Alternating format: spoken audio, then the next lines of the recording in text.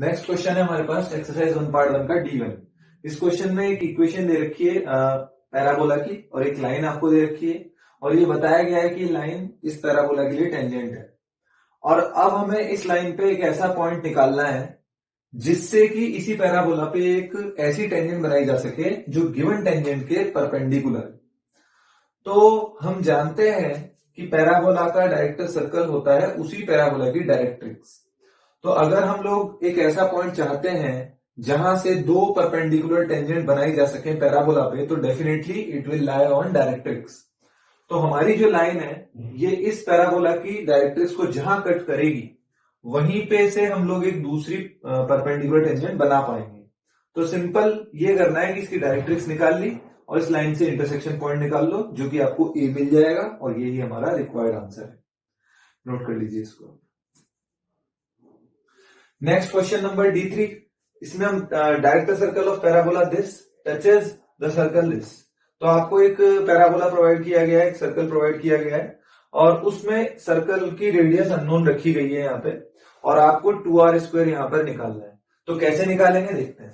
पहले हमने पैराबोला को स्टैंडर्ड फॉर्म में लिखने की कोशिश की। यहाँ पे capital X² equal to 4 into 4 into Y.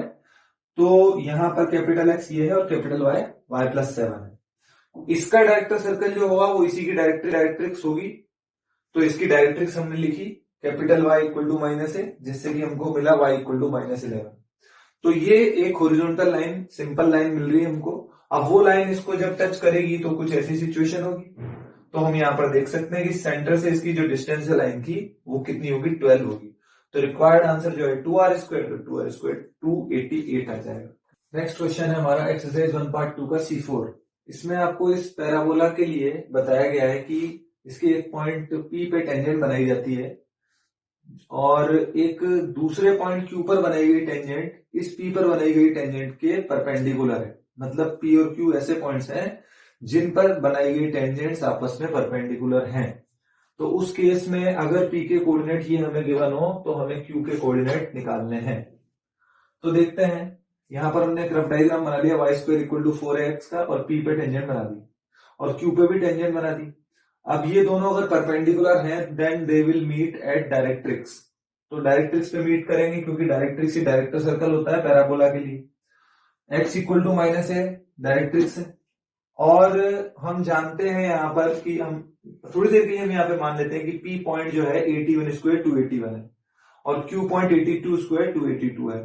तो अगर अब हम जानते हैं PQ इसके कोऑर्डिनेट P के कोऑर्डिनेट थे तो हम यहाँ पर T1 की वैल्यू इस तरीके से और T1² की वैल्यू इस तरीके से लिख सकते हैं कंपेयर करके। अब हम जानते हैं कि P और Q पर बनाई गई टेंजेंट्स का इंटरसेक्शन पॉइंट R ये होगा A1T2, A1+T2। बट हम कह रहे हैं कि क्योंकि टेंजेंट परपेंडिकुलर है तो then they will meet on directrix. तो x कोऑर्डिनेट तो -a होना चाहिए, तो x coordinate of r -a होना चाहिए, पर हम जानते हैं होता ही है, इसका मतलब T1T2 -1 हमें मिल जाएगा। तो T1T2 अगर -1 मिल गया तो Q के कोऑर्डिनेट हम लोग इस तरीके से लिख सकते हैं और इनमें जैसे ही T1 और T1² की वैल्यू पुट अप करेंगे then we will get coordinate of Q in terms of small p small q। Note कर लीजिए। तो हमारा नेक्स्ट क्वेश्चन है 2.2 का क्वेश्चन 6। इसमें number of integral values of C which do not satisfy the range of C for which the line this touches the parabola y² equal to 8 bracket x plus 2। मतलब हमें पहले तो ये जानना है कि किस कंडीशन के लिए ये लाइन इसकी टेंजेंट हो सकती है और उस कंडीशन में हमारे पास एक C की रेंज आएगी। उस C की रेंज को सेटिस्फाई न करने वाली इंटीग्रल वैल्यूज ऑफ C की संख्या बतानी, उनका नंबर बताना है। तो हम देखते हैं कि अगर ये लाइन इसको टेंजेंट हो जाए तो हम इनको सॉल्व कर रहे हैं और सॉल्व करके इसका एक क्वाड्रेटिक इक्वेशन में बना लिया है x में। क्लियरली यहाँ पर m0 नहीं हो सकता, अगर m0 हो गया तो लाइन हॉरिजॉन्टल हो जाएगी और x एक्सिस के पैरेलल लाइन इसकी टेंजेंट नहीं होगी हमारे पैराबोला की।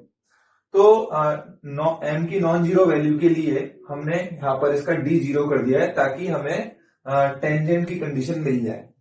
तो d इक्वल टू 0 कर दिया। अगर d इक्वल टू 0 कर दिया तो हम लोग जब इसको सॉल्व कर रहे हैं तो we are getting a quadratic in m में क्वाड्रेटिक इक्वेशन मिल गई।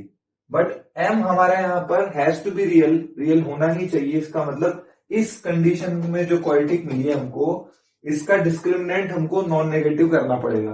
तो इसका डिस्क्रिमिनेंट नॉन नेगेटिव करने से सी की रेंज आ गई। तो ये वो सी की रेंज है जिसके लिए ये लाइन इसकी टेंजेंट बनेगी। तो हमें ऐसी वैल्यूज बतानी है, उन इंटीग्रल वैल्यूज की संख्या बतानी है जो इसमें न आ रही हो। तो वो कुल मिला के ये 7 वैल्यूज हैं जो कि इसके अंदर लाइन नहीं कर रही हैं। तो हमारा रिक्वायर्ड आंसर होगा 7। नेक्स्ट क्वेश्चन है हमारा 2.2 का क्वेश्चन 8। इसमें एक पैराबोला के पी पॉइंट पे टेंजेंट बना रखी है और वो टेंजेंट अगर इस सर्कल को क्यू पॉइंट पे टच करती है तो हमें इसकी वैल्यू निकालनी है अल्फा प्लस बीटा का मॉड बाई 4। तो पहले पैराबोला की टेंजेंट निकाल लेते हैं पी पॉइंट पे, जो कि t इक्वल टू 0 से इजीली लिखी जा सकती है। तो t इक्वल टू 0 लगाया पी पॉइंट के लिए इस पैराबोला के लिए, तो इक्वेशन आ जाएगी टेंजेंट की। अब ये टेंजेंट एक सर्कल की टेंजेंट है, तो अगर ये सर्कल की टेंजेंट है तो इसमें जो फुट ऑफ परपेंडिकुलर होगा वही पॉइंट ऑफ कॉन्टेक्ट होगा। तो सेंटर से फुट ऑफ परपेंडिकुलर कैलकुलेट कर लिया और वो आएगा -6, -7। तो आंसर आ जाएगा required answer 3.25। So now we will talk about normal of parabola. तो इस केस में हमको y² इक्वल टू 4x के लिए देखना है। वैसे एक्चुअली नॉर्मल होता क्या, इसको डिस्क्राइब कर लेते हैं। Normal is a line which is perpendicular to tangent at point of tangency, जैसा कि हमने यहां पर लिख रखा है। अच्छा, फर्स्ट पॉइंट हमने यहां पे लिख रखा है पॉइंट फॉर्म। तो पॉइंट फॉर्म क्या है, मतलब कि पी पॉइंट जो कि गिवन पैराबोला पे सिचुएटेड है उस पर हमको अगर नॉर्मल की इक्वेशन लिखनी हो तो वो कैसे लिखे हम लोग, इस तरीके से। ये किस तरीके से लिखी गई है, देखिए टेंजेंट की स्लोप तो हमें पता है, t इक्वल टू 0 लिखना आता है हमें, तो t इक्वल टू 0 से टेंजेंट लिख सकते हैं। अब वो टेंजेंट की स्लोप होगी है तो नॉर्मल की स्लोप इजीली लिख सकते हैं। अब पॉइंट हमें पता है पी पॉइंट, और हमें स्लोप भी पता है, पॉइंट स्लोप फॉर्म से लाइन लिख दी।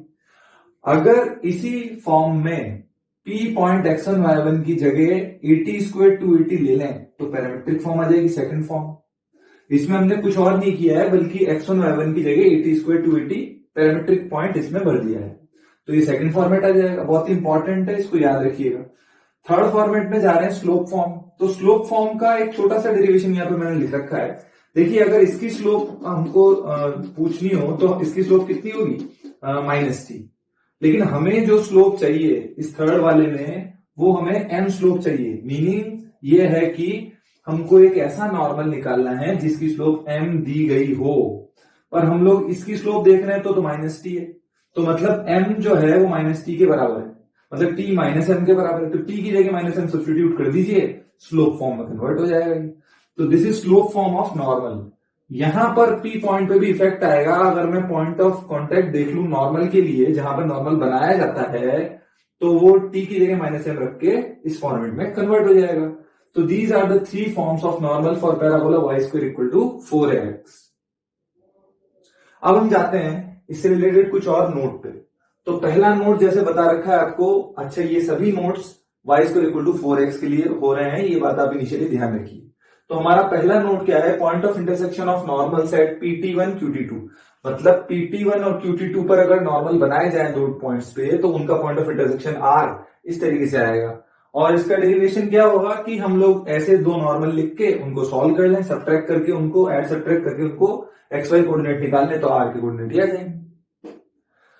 सेकंड पॉइंट पे जाते हैं। If normal at PT1 meets parabola y² equal to 4x again at QT2। मतलब अगर PT1 पर बनाया गया नॉर्मल QT2 पर इंटरसेक्ट कर जाए, तो T2 पैरामीटर को T1 पैरामीटर की फॉर्म में इस तरीके से लिख सकते हैं। इसमें कैसे इसको हमने डिराइव किया, हमने नॉर्मल लिखा P पॉइंट पे जो कि हमें आता है, और उसके बाद हमने Q पॉइंट सेटिस्फाई कर दिया। तो सिंप्लीफिकेशन के बाद T2 equal to -T1 -2/T1 आ जाएगा आपके।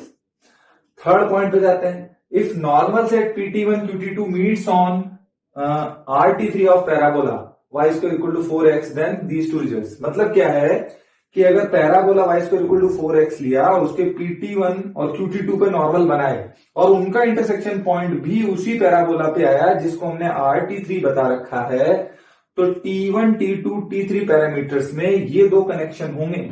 मतलब T1 T2 T3 का सम 0 होगा और T1 T2 का प्रोडक्ट 2 होगा। अब यहां पर हम लोग इसको इतना ज्यादा डिराइव नहीं कर सकते, लेकिन एक मोटा मोटा आइडिया मैंने आपको दे दिया है। किस तरीके से वो देखिए। T3 इक्वल टू T3 को सेकंड रूल के हिसाब से हम लोग लिख सकते हैं, तो -T1 -2/T1। T3 को ही सेकंड रूल के हिसाब से T2 की फॉर्म में भी लिख सकते हैं -T2 -2/T2। तो इन दोनों को जब हम लोग इक्वेट करेंगे तो सिंप्लीफिकेशन के बाद T1T2 2 आ जाएगा।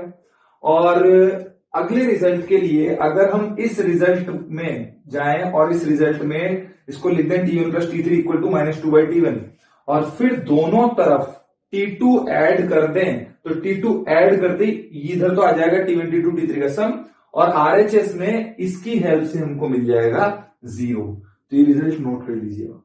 तो नेक्स्ट क्वेश्चन करते हैं हम लोग। इस क्वेश्चन में आपको पैराबोला P गिवन है और ये पूछा गया है कि इस पैराबोला P पे ऐसे पॉइंट्स निकालिए जिन पर बनाया गया नॉर्मल ऐसी कॉर्ड बनाता है जो कि वर्टेक्स पर राइट एंगल सबटेंड करती है। तो एक रफ डायग्राम बनाते हैं हम लोग और ऐसे हमने कुछ ये यहां पर नॉर्मल बना दिया, AT1 लिख दिया।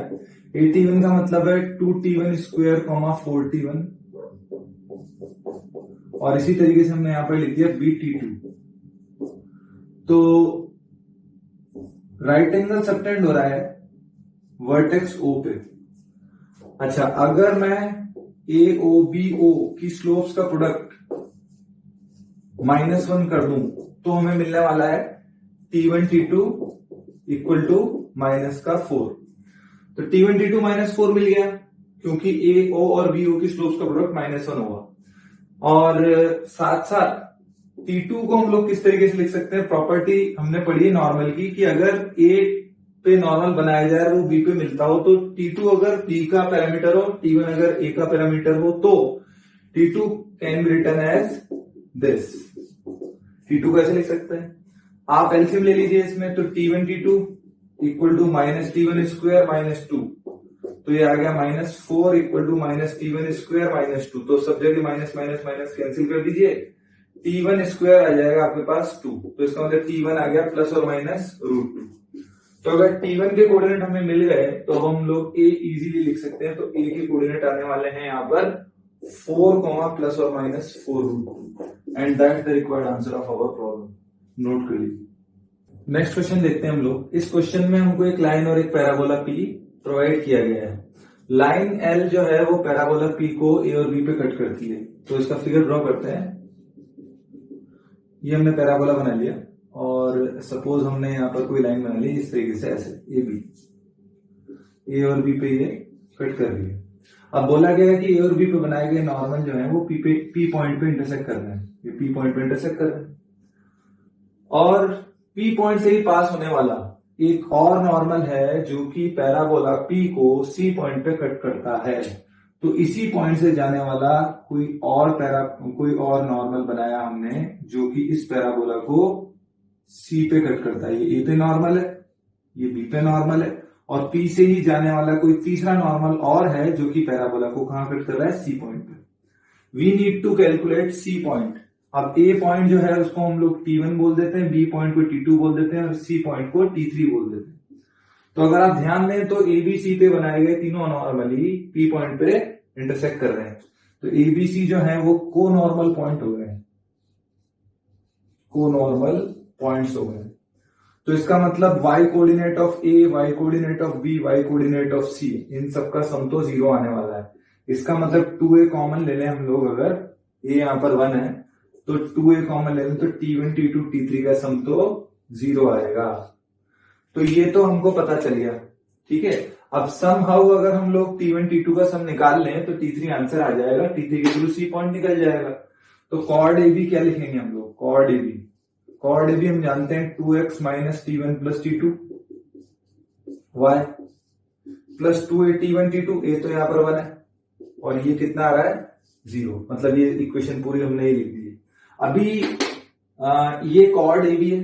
कॉर्ड AB की स्लोप कितनी होगी, कॉर्ड AB की स्लोप होगी हमारे पास यहाँ पर -½ क्योंकि ये लाइन हमको कॉर्ड AB ही बता रखी है। तो -½ होगी और ये कितना आ रहा है, 2/T1 + T2 आ रहा है। इसका मतलब क्लियरली T1 + T2 हमें मिल गया और वो आ गया -4। तो T1 + T2 आ गया, T1 T2 T3 का सम। तो इन T1 T2 T3 का सम हमको पहले ही पता है 0। इसका मतलब ओवरऑल T3 हमें मिल गया कितना, 4। और इस वजह से आपका जो C पॉइंट आएगा वो 83² और 2A T3 होगा। अब यहाँ पर A तो 1 है तो ये हो गया 16, 8 और that's the required answer of our problem. Note कर लीजिए इसको। इस क्वेश्चन में हमको एक पैराबोला गिवन है और एक लाइन गिवन है। तो हमको यहाँ पर जो लाइन है उसमें P और Q पैरामीटर्स लिख रखे हैं। तो हमको P और Q पे ऐसी कंडीशन निकालनी है जिसके लिए ये लाइन इस पैराबोला का नॉर्मल बन जाए। देखते हैं। तो पैराबोला का नॉर्मल हम लोग लिख सकते हैं y equal to mx minus 2m minus amq। तो इसको हम लोग इसको लिख सकते हैं 2m plus amq equal to mx minus y। और जो हमारी लाइन थी L लाइन वो थी हमारी q equal to 3x plus py। तो अगर मैं कंपेयर कर दूं इन दोनों को तो कंपेयर करने से मुझे मिलेगा 2am plus amq upon q equal to m by 3 equal to minus 1 by p। ऐसा मिल रहा है। तो यहां पर a की वैल्यू जो है वो तो 1 है, तो a की वैल्यू 1 रख दें तो 2m minus m plus m cube upon q equal to m by 3 equal to minus 1 by p। तो आपको यहां से m की वैल्यू को एलिमिनेट कर देना है। तो m कितना आ रहा है हमारा, m आ रहा है माइनस के 3 बाई p इन दोनों से। और इन दोनों से हम लोग लिख सकते हैं 2m plus m cube equal to minus K q by p। तो अगर हम इक्वेशन नंबर 1 और इक्वेशन नंबर 2 में से m को एलिमिनेट कर दें तो रिक्वायर्ड आंसर मिल जाएगा। तो 2 m की जगह minus 3 by p plus m cube मतलब माइनस 3 बाई p का क्यूब इक्वल टू माइनस के क्यूब बाई p। और इसको सॉल्व करने से हमें रिक्वायर्ड रिजल्ट मिल जाएगा। नोट कर लीजिए। इस प्रॉब्लम में हमको x square equal to 4by का पैरामीट्रिक फॉर्म में नॉर्मल लिखना है। तो देखते हैं कैसे लिखेंगे। पहले तो पैरामीट्रिक पॉइंट ले लेते हैं इस पे एक, और वो होगा 2bt, bt स्क्वायर इस तरीके से। अब अगर हम लोग टेंजेंट लिखते हैं यहाँ पे तो टेंजेंट होती है t इक्वल टू 0 से, किस तरीके से x 2bt equal to 2b y plus bt square इस तरीके से आती। तो ये 2b से 2b कट गया, xt equal to y plus bt square इस तरीके से बनता। तो आप देख सकते हैं इसकी जो स्लोप है, स्लोप ऑफ टेंजेंट वो कितनी है, स्लोप ऑफ टेंजेंट आ रही है t।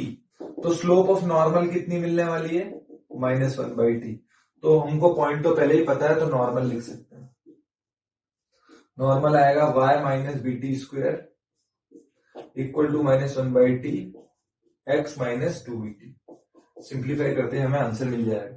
अदरवाइज हम लोग डिफरेंशिएशन का यूज कर सकते हैं। इसका डिफरेंशिएशन कर देंगे तो y डैश की वैल्यू निकल जाएगी। y डैश की वैल्यू अगर हम इस पॉइंट पे निकाल लें वो टेंजेंट की स्लोप होगी, उसका माइनस 1 अपॉन करके इस तरीके से हम लोग नॉर्मल की स्लोप लिख सकते हैं और नॉर्मल फिर से लिखा जा सकता है।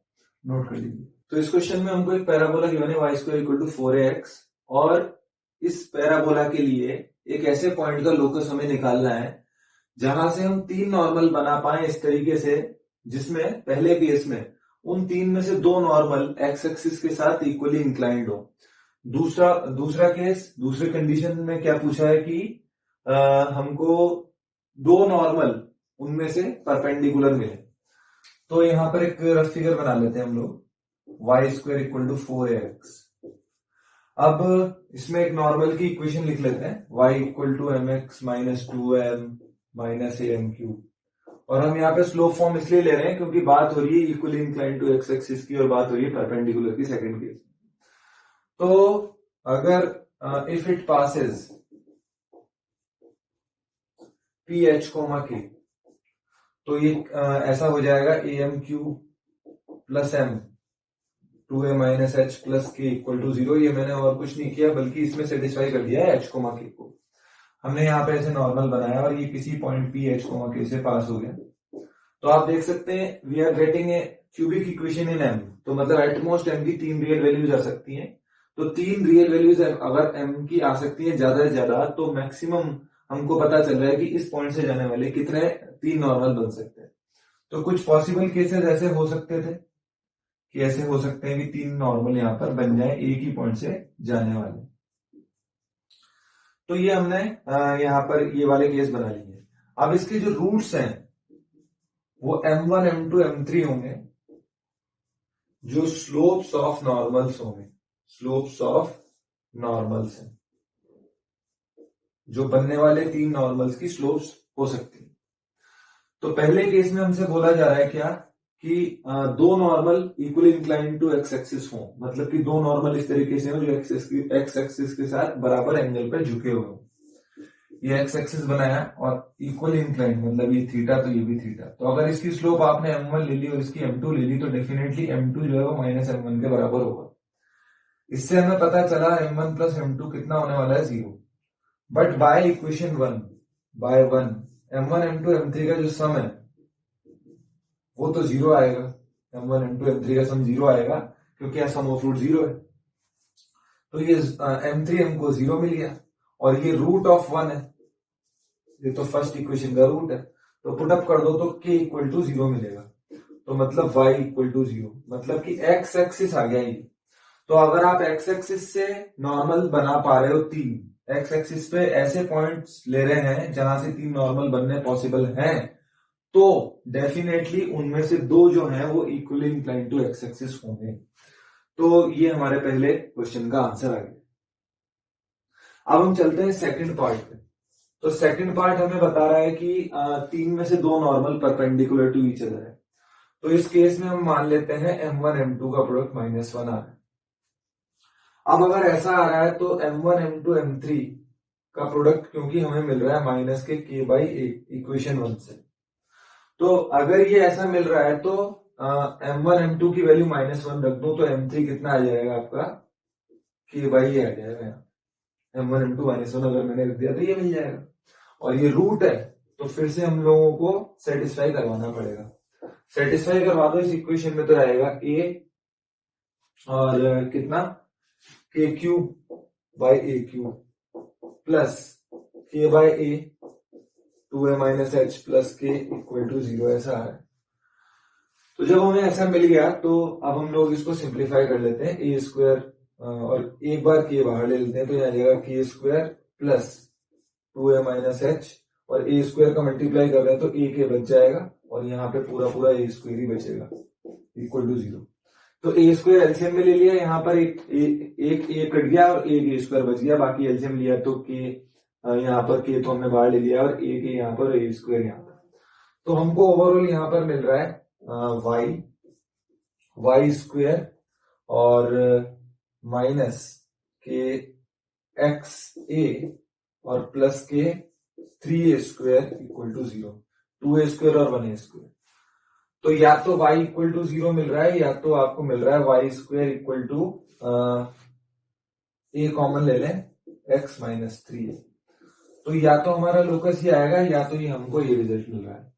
अब देखिए यहां पर y इक्वल टू 0 लेने का क्या मतलब होगा, y इक्वल टू 0 लेने का मतलब है कि हम लोग k इक्वल टू 0 ले रहे हैं और k इक्वल टू 0 लेने का मतलब हो गया कि आपका m3 0 आ रहा है।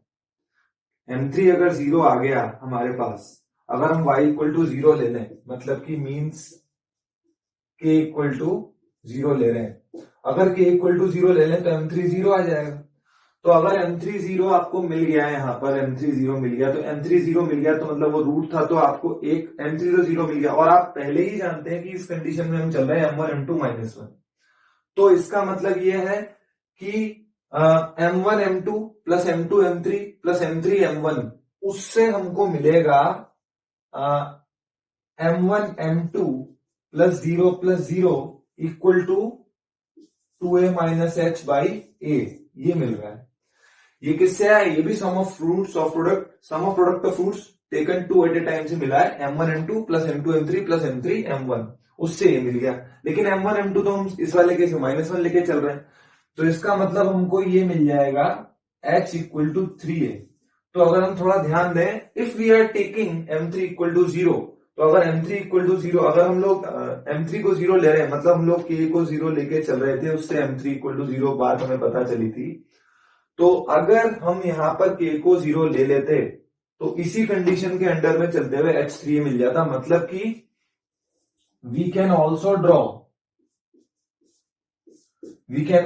Draw two 3 normals to the given parabola in such a manner that two of them are mutually perpendicular. तो हम इस पॉइंट को अगर चुन लें और इस पॉइंट से भी अगर नॉर्मल बनाए तो डेफिनेटली उन तीन में से दो नॉर्मल परपेंडिकुलर होने वाले हैं। तो ये हमारा आंसर, ये तो लोकस आ गया, और एक is also a point from विच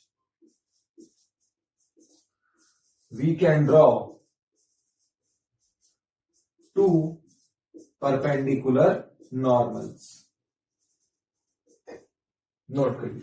तो इस क्वेश्चन में हमको एक पैराबोला गिवन है y² = 4x, और इसमें हमें पूछा गया है कि अगर हम लोग किसी फोकल कॉर्ड की एक्सट्रीमिटीज पे नॉर्मल्स बनाएं तो नॉर्मल्स के पॉइंट ऑफ इंटरसेक्शन का लोकस क्या होगा।